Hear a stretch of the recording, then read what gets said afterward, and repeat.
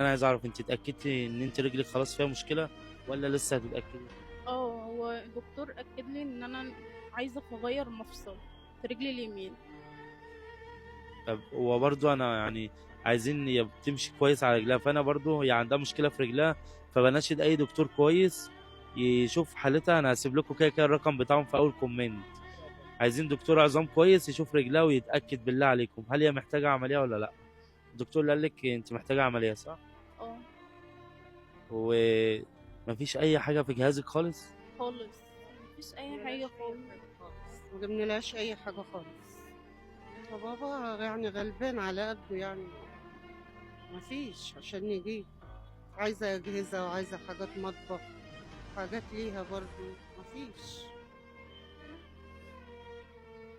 طبعا انا مش عارف اقول لك ايه، بس الله يكون في عونك. يا رجلك ده عشان تتكلف ممكن تتكلف كام؟ هو اخر دكتور قال لي 280 الف، بس هي اكيد زادت عن كده لان الموضوع بقاله شويه. متهيألي كده اصلا انت ما ينفعش تتجوزي برجلك دي. لا، ما بقدرش اعمل حاجه مع ماما في الشقه خالص. ما بقدرش اشيل حاجه من دراعاتي، برضو التعب مؤثر على دراعاتي من فوق. ما بقدرش اقف مع اصحابي حتى. ما بقدرش ارفع دراعي اصلا كمان خالص. مأثر على جسمك كله. كله.